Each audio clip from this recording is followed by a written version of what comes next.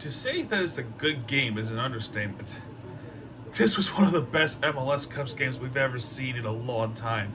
And it doesn't even include what happened with last year, given a local kid and things like that. But as a neutral, what a game this was. The MLS Cup 2022 has concluded, and that also concludes MLS season number 27 as Los Angeles Football Club defeats the Philadelphia Union in a penalty shootout, 3-0. As the game is finished off 3-3. And how did they do it? We're going to talk about that right now. So, Los Angeles comes in as a favorite, given when they're the Supporter Shield winner. Yes, the Supporter Shield winner. They have defied the odds, actually, because there hasn't been that good luck with the Supporter Shields and winning the MLS Cup at the same time, probably since 2017 with Toronto LAFC. They also won a Supporter Shield, and then they won the MLS Cup against the Seattle Sounders. So, could they do it here? Let's find out. So, in this game, we started this electrifying atmosphere in Los Angeles as the Union is coming in to try to take it all in and try to make things happen. So, a lot of stuff went down, right? A lot of ball movement has been pretty good. Shots were almost there for LAFC, to say the least. There's been a goalkeeping battle until the 28th minute, when eventually Kellen Acosta to break the score through to make it 1-0 LAFC, and then get that save that happened. So then what happened afterwards? We led to halftime with a couple of mistakes, a couple of heated things, and a yellow card given to Jack Elliott, who was got a yellow in that first half as well. But then in the second half, things really kicked off, and we have an equalizer by Daniel Gazdag to equalize in the 59th minute, and then things kicked off during then. There were some questionable penalty calls, and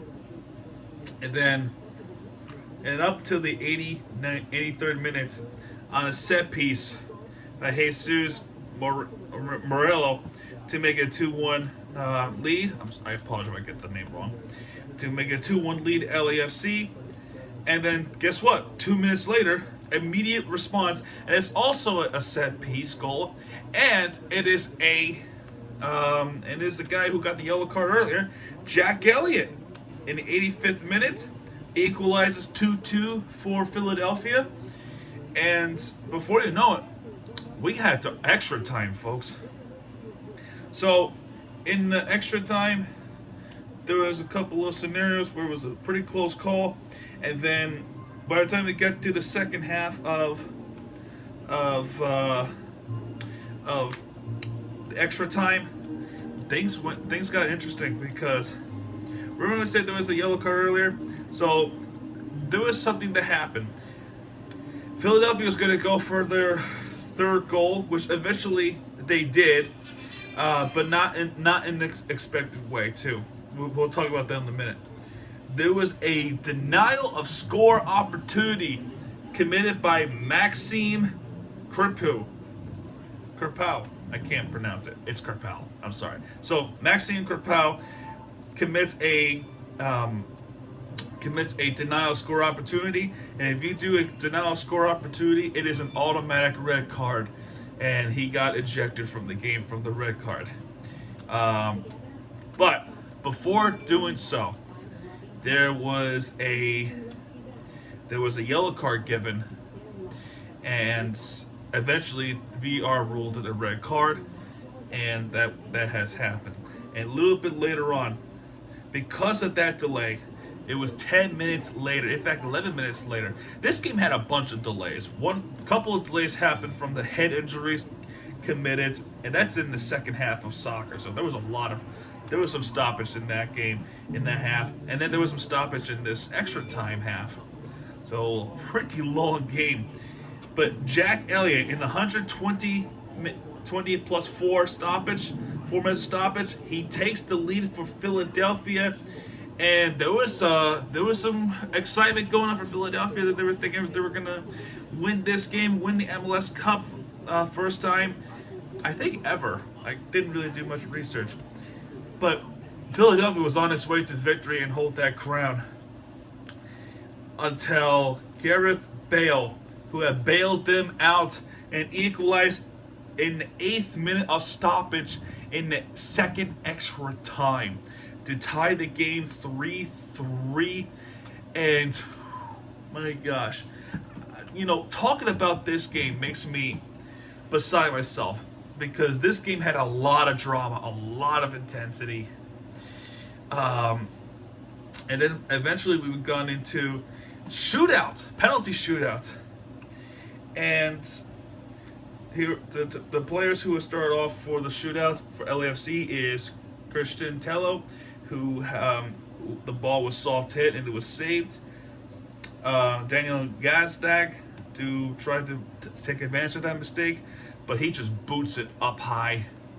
Next was Dennis Boanga to take that lead, and they did.